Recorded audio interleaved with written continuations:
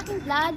Today, andito tayo sa isa sa pinaka-iconic at pinaka-magandang lugar dito sa Naga City, ang Metropolitan Cathedral. Konting history lang, this church was built pa noong early 1800s, panahon pa ng mga Spanish. Kaya super daming art styles na influence ng Europe, pero may halong Filipino craftsmanship.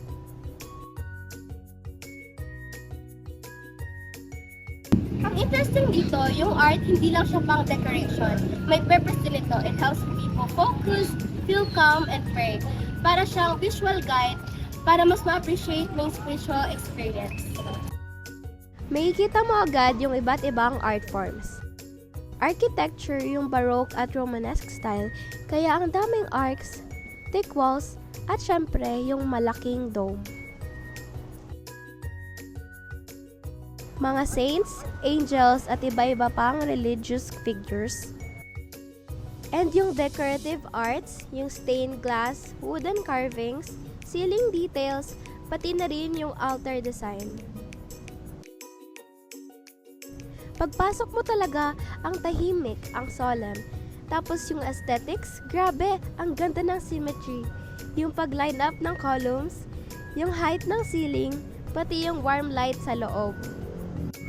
Yung light na pumapasok sa stained glass, nagkakast siya ng soft color sa loob. Sobrang nakakadagdag ng peaceful at holy na atmosphere. Fun fact, ilang beses nang na-destroy ang cathedral na to dahil sa earthquakes and iba't iba pang disasters. Pero nire-restore naman ang nire-restore, kaya na-preserve yung art ng cathedral.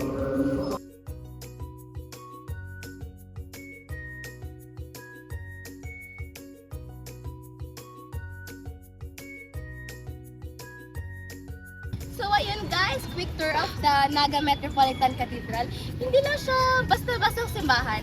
Para siyang isang malaking art piece na nagkukwento ng history and faith ng mga Bicolanos. So kung nasa Naga City ka, drop by! Thank you for watching! Bye-bye!